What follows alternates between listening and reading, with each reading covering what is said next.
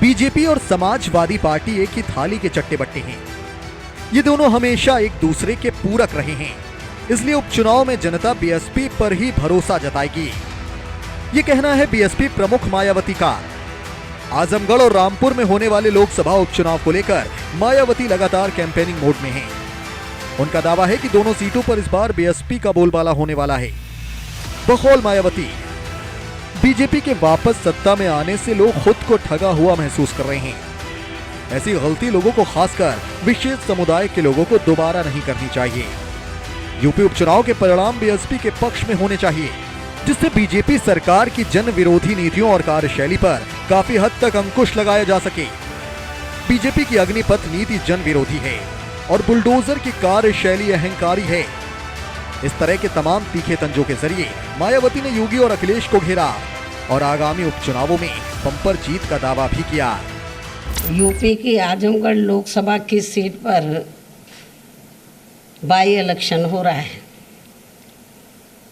इस by election में, उपचुनाव में बीएसपी ने भी श्री शाह आलम उर्फ गुड्डू जमाली को चुनाव के मैदान में उतारा है। जो हमारे ये उम्मीदवार यहाँ के स्थानीय निवासी हैं तथा ये बीएसपी से कई बार विधायक भी रहे हैं। यूपी विधानसभा आम चुनाव के बाद ये पहला मौका है जब बीएसपी यहाँ ये उपचुनाव लड़ रही है। आजमगढ़ लोकसभा की सीट पर यहाँ ये उपचुनाव लड़ रही है।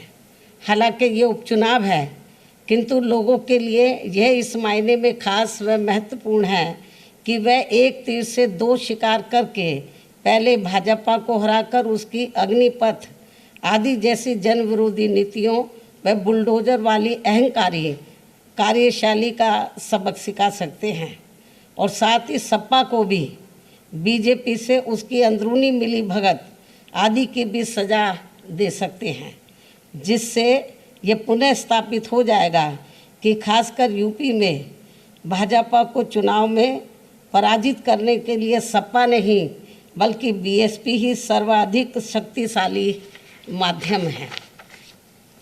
हालांकि ये भी जग जाहिर है कि भाजपा व सपा एक ही थैली के चट्टे बट्टे हैं तथा ये दोनों हमेशा एक दूसरे के पूरक ही रहे हैं। साथ ही इन दोनों पार्टियों की नीति व कार्यशैली एक दूसरे को अंदर अंदर राजनीतिक तौर पर मदद व मजबूत बनाने की ही रही है, जिसके एक नहीं बल्कि अनेकों उदाहरण लोगों के सामने मौजूद हैं, जिसका खामियाजा औरों से कहीं अधिक यहाँ अक़लियतों व समाज के अन्य उपेक्षित वर्गों के लोगों को ही उठाना पड़ता है।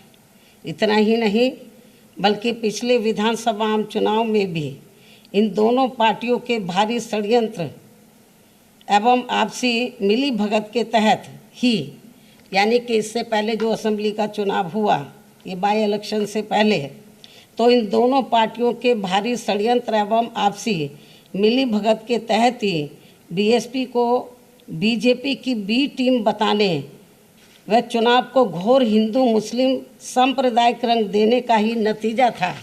बल्कि पिछले विधानसभा आम चुनाव में भी इन दोनों पार्टियों के भारी षड्यंत्र एवं आपसी मिली भगत के तहत ही बीएसपी को बीजेपी की बी टीम बताने व चुनाव को घोर हिंदू मुस्लिम सांप्रदायिक रंग देने का ही नतीजा था कि बीजेपी यहाँ दोबारा से सत्ता में वापस आ गई और अब लोग अपने आप को यहाँ काफ़ी ठगा हुआ सा महसूस करने लगे हैं। वास्तव में वैसी गलती खासकर विशेष एक समुदाय के लोगों को अब यहाँ आगे नहीं दोहरानी चाहिए। खासकर आजमगढ़ के लोकसभा उपचुनाव में तो ये गलती बिल्कुल भी नहीं करनी चाहिए। इसके साथ ही ये भी बहुत उम्मीद है कि इस चुनाव के परिणाम बीएसपी के पक्ष में आने की संभावना की वजह से भाजपा सरकार की जन विरोधी नीतियों व कार्यशैली आदि पर काफ़ी हद तक अंकुश भी लग सके।